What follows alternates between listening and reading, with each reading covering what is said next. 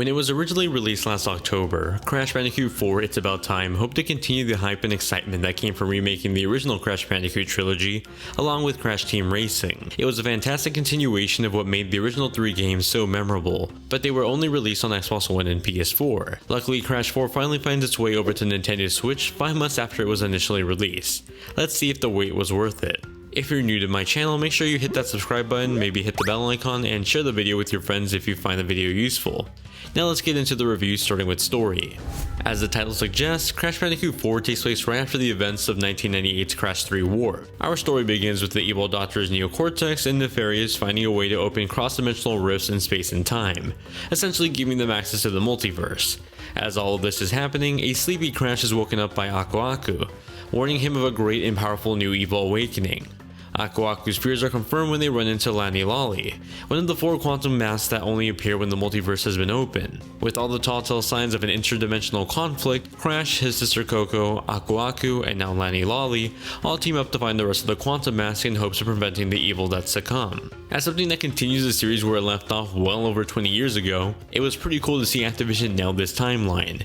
There's been plenty of Crash games since Crash 3, but 4 truly does feel, from a writing standpoint, like a continuation of what made the series so great while introducing some new faces as well. Trying to not only revive but continue something well after it was initially released, I was worried that Activision wasn't going to be able to carry the momentum of Crash after losing a guideline for the series. Sure, Crash Insane Trilogy was great, but for the most part, most of the design and gameplay mechanics were already done and just recreated from reference. Crash 4 would be the culmination of those remake efforts mixed in with new mechanics to further evolve the series for the modern era, and I'm happy to say that Crash 4 more than succeeds. By that, I mean that Crash 4 not only feels like a proper sequel to Crash 3 in regards to gameplay, but it also adds new mechanics that don't feel foreign. I would completely believe that Naughty Dog would have added a lot of these features had they developed Crash 4 in the early 2000s, and it's what makes this sequel feel so magical. For as much as the familiar Crash DNA is still here, such as double jumps, spins, and body slams, you have new mechanics introduced through the quantum mask that aren't necessarily new for video games,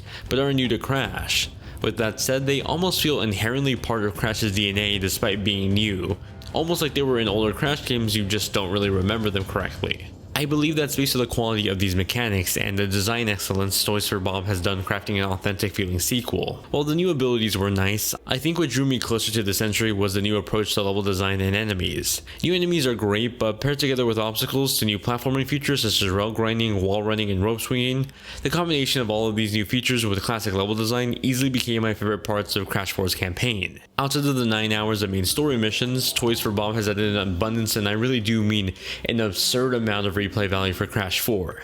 Flashback levels focus on platforming, truly testing your knowledge of Crash's mechanics thus far. New side levels also flesh out our extraordinary cast of characters in this game that play uniquely from another. This is only scratching the surface of Crash 4's content pipeline. There's local co-op, multiplayer modes, and time trials. To simply put it, my completion rate was well under 50% by the time I was just done with the campaign.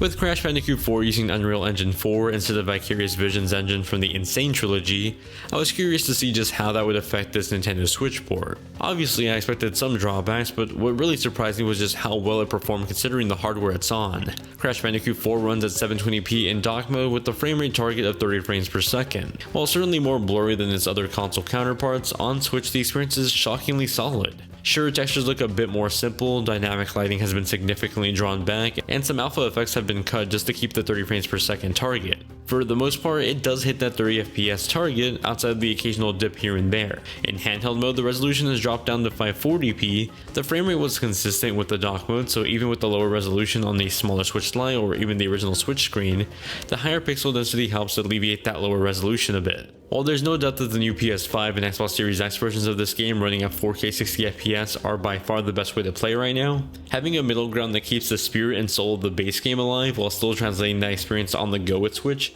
is a great option despite the presentation drawbacks. If I could describe Crash 4's music with any word, it would be authentic. The selection of new tracks by Walter Mayer dynamically evolves to fit not only the setting of levels, but the characters and the enemies encompassing them. For example, while the heavier focus on marimbas and general percussion instruments feels right at home with the series, introducing elements like a bone flute for the prehistoric theme levels, now that's dedication. Needless to say, Crash's new music fits right at home with the rest of the series.